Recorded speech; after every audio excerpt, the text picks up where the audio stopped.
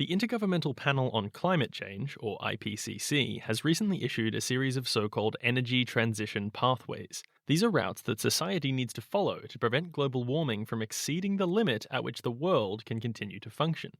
All of these pathways rely on a technology known as carbon capture, which would sequester carbon dioxide released from fossil fuels before it can enter the atmosphere. As a result, there's been significant investment in these technologies in recent years. But some new research from an international team is attempting to figure out if this is actually the right way to go. I, Ben McAllister, spoke to Denez Chawla of Lancaster University.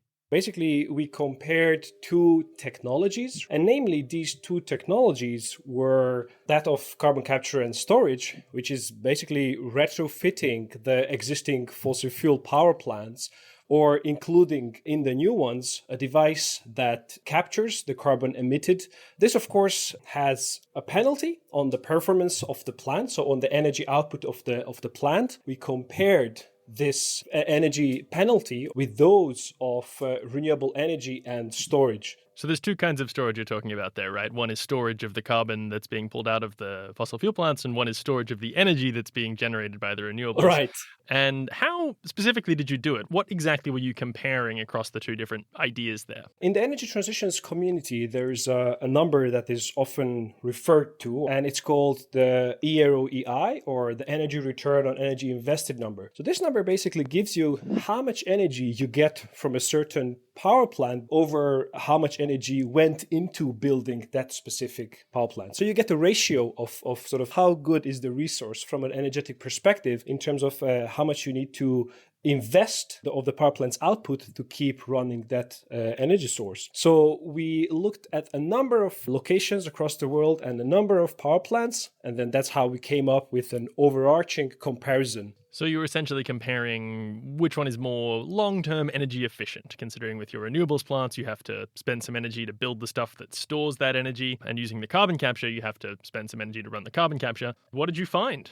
From an energetic perspective, roughly the best cases of carbon capture and storage would compare to the worst cases of renewable energy and storage. So we as a society, if we are looking for rather long-term planning, which I think is necessary in order to tackle the question of climate change, then we might as well start looking at investing into renewables much stronger than we do now and couple those with energy storage devices rather than trying to retrofit the existing fossil fuel power plants with carbon-reducing solutions. All right, and we're not talking about an economic perspective on things here, are we? We're talking purely energy conservation, energy efficiency. Yes, that's actually a very important point.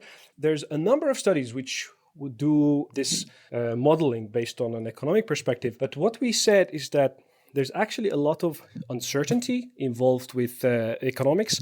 There's a lot of uncertainty involved with how, let's say, the price of energy storage will play out over the next couple of decades. As we have seen, let's say, for the case of solar PV panels, they have dropped like a significant amount. But also, the price of, let's say, retrofitting a certain power plant with carbon capture storage technology really depends on the particular parameters of that plant, its size, its location, the specific use case of the plant. So all of this introduces a lot of uncertainty in the cost and then makes a cost-based comparison a little bit more difficult. A cost-based comparison is better for individual power plants. What we are trying to compare here is rather two technologies. So that's why we went for an energetic comparison. I understand that there are essentially two primary types of carbon capture technology that get discussed. There's the carbon capture and storage like you would do at a fossil fuel plant, and then there's also direct air capture, which is scooping the carbon dioxide that's already in the atmosphere out of the atmosphere. Were you guys